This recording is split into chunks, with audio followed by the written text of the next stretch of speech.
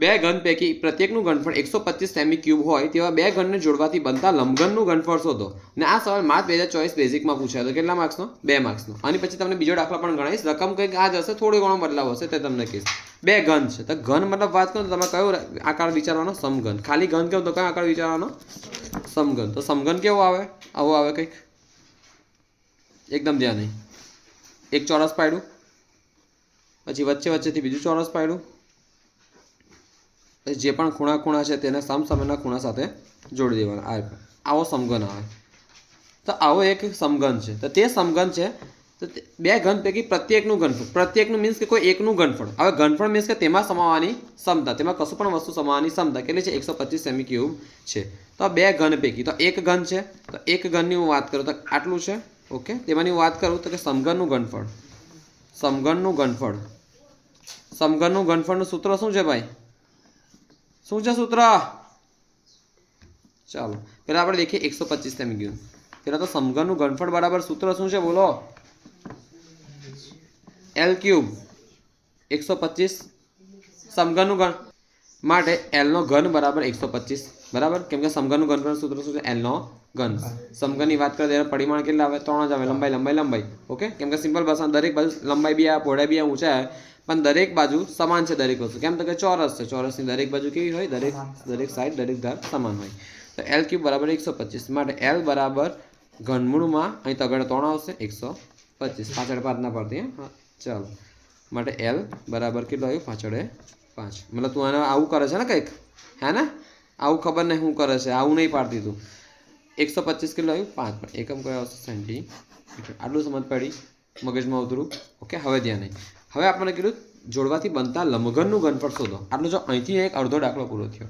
હવે થોડો વિચારવાનો દાખલો ત્યાં. હવે જો આપણે બે ઘન પૈકી તો કે એકનું ઘનફળ કેટલું છે? 125. અને બે ઘન છે તો સમઘન છે તો સરખા જોવાના છે. તો હવે ધ્યાન નહીં. હવે આપણે જોડીએ છીએ. જો અમે જોડું છું, લાલ પેન. હવે અહીંયા આગળ એક સવાલ થાય છે ભાઈને કે 5 કેમ ના આવ્યા? તો એની માટે છે નાનું પાયો ભણવો પડે. ધોરણ 6-7 નો પાયો ભણવો પડે. આપણને બધાને ખબર હોય છે કે 5 ને હું 3 વખત ગણું ને તો જવાબ શું આવે? 125. 5 ને હું 2 વખત ગણું તો હવે જવાબ 25. શું આવે? 25. તો આનું વર્ગમૂળ કાઢો તો જવાબ થાય વર્ગમૂળ મીન્સ કે આવું આવે. જો 5 નો વર્ગ થયો તો વર્ગ અને છપડું ગયું તો ખાલી 5. પછી આનું ઘનમૂળ કાઢું તો આવું થાય. જો અહીં તગડ 3 લખવાનો. હા, પછી અહીંયા 5 નો ઘન, 5 ને 3 વખત ગણો તો જવાબ શું? 125. આખું આ ઘન અને આ છપડું જાય તેમજ આ પણ જાય અને વધે પાછળ 5. ઘનમૂળ કહ્યું છે ને. થોડો પાયો કાચો છે, કોઈ વાંધો નહીં, આપણે સુધારીશું. ટ્યુશન તો એટલે તો કરો તમે લોકો, ધ્યાન નહીં. જો હવે આપણે બીજો સમઘન દોડીએ. બે પ્રત્યક્ષ અને બંનેને આપણે વાત કરીએ તો ઘનફળ સરખા જ છે. બીજું દોડીએ તો ધ્યાન નહીં.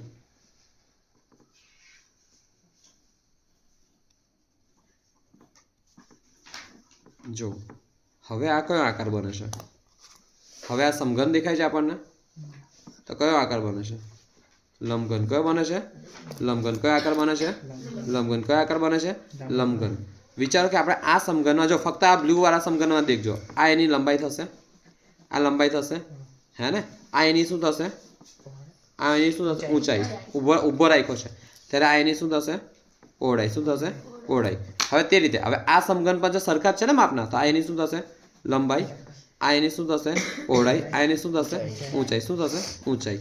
હવે ધ્યાન આપો, એક જ સમઘન હતો, તેની લંબાઈની હું વાત કરું તો એક સમઘનની લંબાઈ કેટલી કાઢી આપણે? L કેટલી કાઢી? 5. L કેટલી કાઢી? 5. હવે બે સમઘનને જોડતા તેની લંબાઈમાં વધારો થયો કે ઘટાડો થયો? વધારો. અહીં સમઘનને, બે સમઘનને જોડતા શું બને છે? લંબઘન બને છે. લંબઘન બને છે. તેથી લંબઘનની લંબાઈ બરાબર 5 + 5. આ 5 હતી ને, આ 5 લાવીએ આપણે તો કે 5 + 5 બરાબર કેટલું થયું? 10 સેમી. હવે ધ્યાન નહીં, હું લંબઘન બનાવું તેની લંબાઈમાં વધારો થયો પણ તેની પહોળાઈમાં કોઈ વધારો થશે ના, એટલું જ રહેશે ને. તો હવે વાત કરીએ આપણે બી બરાબર હું કેટલા લખું? કહો મને. જો સમઘનમાં આ ચોરસ હતો તો દરેક બાજુ કેવી થશે? સમાન. તો બી પણ કેટલું થશે? 5. લંબાઈ 5 છે તો પહોળાઈ પણ કેટલી થશે? 5. બી બરાબર કેટલું લખીશ? 5. તો એચ પણ કેટલું હશે? 5 સેમી. આટલું સમજ પડી. હવે છોકરાઓ મને કહો લંબઘનનું ઘનફળ એટલે કેવું પહેલાં સૂત્ર પહેલાં મોડે કરજો, સૂત્ર યાદ રાખજો, મેં ટ્રીક પણ આપેલી, સમજૂતી તે ભરીને આપેલી. ઓકે, લંબઘનનું ઘનફળ. ચાલો મને કહો ઘનફળ એટલે શું? સમાવાની ક્ષમતાને શું કહેવાય? ઘનફળ કહેવાય. સાદી ભાષા મીન્સ કે આની અંદર સમાવાની ક્ષમતાને શું કહેવાય? ઘનફળ કહેવાય. ઘનફળ કહેવાય. લંબઘનના કેટલા પરિમાણ આવે? 3 પરિમાણ આવે. કયા કયા? લંબાઈ, પહોળાઈ અને ઊંચાઈ. લંબાઈ, પહોળાઈ અને ઊંચાઈ. તો ઘનફળમાં શું છે? 3 અસલી મસાલા સચ LBH, MDH નહીં, LBH, L ગુણ્યા B ગુણ્યા H. જો લંબઘનનું ઘનફળ બરાબર LBH બરાબર L ગુણ્યા B ગુણ્યા H. હવે L કેટલા છે? 10. કેટલા છે? 10. B કેટલા છે? 5. H કેટલા છે? 5. પાછું 25 ગુણ્યા 10 તો કે 250. ઘનફળ એટલે સેમીનો ઘન. જો આ પ્રમાણેનો જવાબ આવશે 250 સેમીનો ઘન. હવે આની પરથી તમને એક વસ્તુ કહું, જો બે ઘન પૈકી પ્રત્યેકનું ઘનફળ આટલું છે ને ત્યાં બે ઘનને જોડવાથી મીન્સ કે આજુબાજુ જોડ્યા છે. હવે આની પરથી એક રકમ આપું, જે સવાર મેં છોકરાને સેમ ટુ સેમ આ રકમ આપેલી. બે ઘન પૈકી પ્રત્યેકનું ઘનફળ મને જવાબ જો ને તમે જાતે કરો એ બેસીને 64 સેમી ક્યુબ છે તેવા બે ઘનને ઉપરા છપરી અથવા ઉપર નીચે જોડવાથી બનતા લંબઘનનું ઘનફળ શોધો. જો મને જવાબ તો જોશે પણ જવાબ કેમનો આવ્યો છે એ હું દેખીશ, મતલબ રીત પણ સાચી હોવી જોઈએ. હવે આ દાખલો પેલા પાછલા જેવો છે, વધારે સમજૂતી આપતો છે નથી, પણ તમને સાદી ભાષામાં કહી દઉં કે હવે બે ઘન છે. હવે ઘન તો સિમ્પલ ભાષામાં ખાલી ઘન કહે તો સમઘન સમજી જવાનું, બરાબર. તો સમઘનની આકૃતિ આપણે ફરીથી દેખીએ ત્યાં નહીં. જો અમે એક સમઘન દોડ્યો, અહીં દોડ્યો.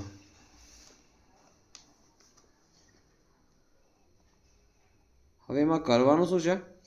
એને ગોઠવવાના કેમ ના? તો કે ઉપરા છાપડી અથવા ઉપર નીચે ગોઠવવાના. તો તમે કેમ ના ગોઠવશો? તો કે આ રીતે ગોઠવશે, ધ્યાન નહીં.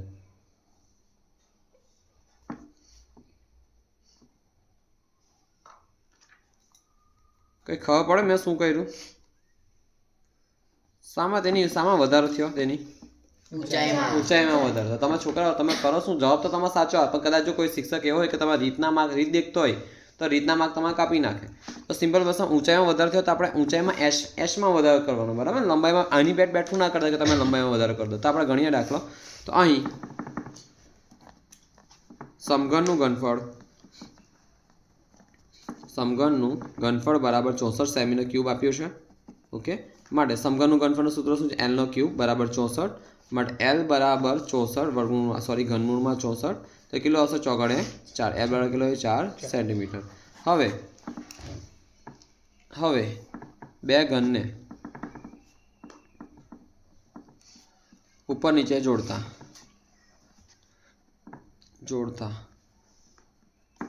બનતા લંબઘનનું ઘનફળ બરાબર ઘનફળ શોધવું પડશે. ઘનફળ શોધવા લંબાઈ L બરાબર, તો લંબાઈ કેટલી? લંબાઈ બદલાય છે ના. અને સમઘન તો બકા દરેક બાજુ કેવી હશે? દરેક ધાર કેવી સમાન હશે, એટલે 4 4 જ રહેવાનું છે. કે લંબાઈ 4. શું આ પહોળાઈ બદલાય છે? ના, પહોળાઈ તો એટલી રહી છે. તો B બરાબર કેટલું થશે? 4. પણ શું ઊંચાઈ બદલાય છે? તો કે આ 4 અને આ 4, આ 4 અને આ 4, તો કે 8. H બરાબર 4 + 4 આ H છે. 4 + 4 કેટલું થશે? 8 સેમી. અહીં ધ્યાન આપવાનું છે. હવે લંબઘનનું ઘનફળ બરાબર સૂત્ર શું છે? અસલી મતલબ સચ MDH, LBH. L કેટલું છે? 4. B કેટલું છે? 4. H કેટલું છે? 8. 4 × 16 16 128. 128 શું પણ? સેમી ઘન અથવા સેમીનો ક્યુબ. આ જવાબ આવે છે. ઓકે, આ દાખલો પરીક્ષામાં નહીં પૂછાય પણ પૂછાઈ શકે છે. ઓકે, સમજ પડી? મગજમાં ઉતરું. હવે આની પરથી એક દાખલો આપું. ચાલો, હવે બીજી રકમ છે 3 ઘન પૈકી પ્રત્યેક, અને આવા દાખલા જો આ દાખલા ભણવા પૂછ્યા હતા ને તેની પરથી અમે બીજા 2 દાખલા જાતે બનાવ્યા છે કે 3 ઘન પૈકી પ્રત્યેકનું ઘનફળ 1000 સેમી ક્યુબ છે તેવા 3 ઘનને જોડવાથી બનતા લંબઘનનું ઘનફળ શોધો. પ્રત્યેકનું ઘનફળ મીન્સ કે દરેકનું ઘનફળ એટલું જોવાનું છે, બરાબર. દરેકમાં સમાનની ક્ષમતા 1000 સેમી ક્યુબ જ હોવાની છે. ઓકે, જો 3 ઘન પૈકી પ્રત્યેકનું ઘનફળ 1000 સેમી ક્યુબ છે, તેવા 3 ઘનને જોડવાથી બનતા લંબઘનનું ઘનફળ શોધો. સિમ્પલ ભાષામાં આપણને ખબર પ્રત્યેકનું ઘનફળ મીન્સ કે દરેકનું ઘનફળ કેવું હશે? સરખું હશે. હવે અહીં આપણે ધ્યાન આપવા જેવી બાબત છે તો કે અહીં સમઘનનું ઘનફળ બરાબર સૂત્ર શું છે? એલનો ક્યુબ. मतलब समघनનું ઘનફળ આપણે કેટલું આપ્યું છે? 1000 સેમી ક્યુબ બરાબર એલનો ક્યુબ, અથવા એમ પણ લખાય માટે એલ ક્યુબ બરાબર 1000. અને એ ઘન બી બોલો એલ ક્યુબ બી બોલો, કોઈ વાત નહીં. માટે એલ બરાબર ઘનમૂળમાં 1000 માટે એલ બરાબર કેટલું આવ્યું?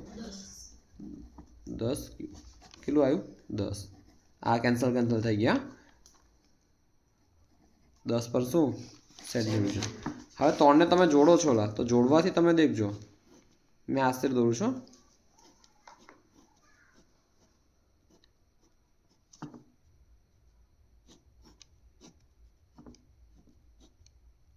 છોડો, પાછળની જોડ દઉં છું, ધ્યાન નહીં. આ 2 હતા ને 3 કરી દીધા, બરાબર છે.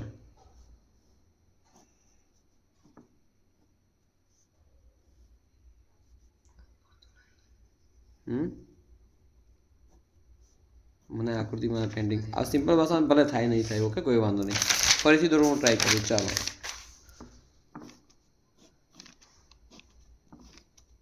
અને આ તમને આકૃતિ પરીક્ષામાં નહીં પૂછે, ખાલી તમે સમજ હોવી જોઈએ.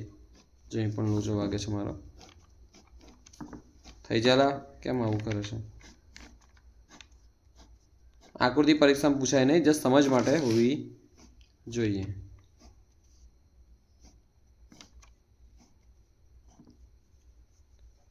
એવું નહીં કે મને દોરતા નહીં આવે, પણ ટાઈમ નથી બકા અત્યારે મારી પાસે એટલો. બાકી બહુ ઇઝી છે, જરાય અઘરું નથી. થઈ ગયું. 3 ને જોડી નાખ્યા મેં. જોડ્યા ને 3 ને, એકડો બગડો તગડો, 3 ને મેં જોડી દીધા, બરાબર. તો સિમ્પલ શાની વધારો થાય છે? અહીંયા આગળ લંબાઈમાં વધારો થાય છે. પહોળાઈ એટલી જ છે. પહોળાઈ એટલી ને એટલી જ છે. શું તેની ઊંચાઈમાં કંઈ વધારો થાય છે?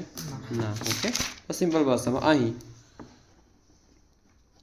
3 સમઘનને જોડતા શું બને છે? શું બને છે?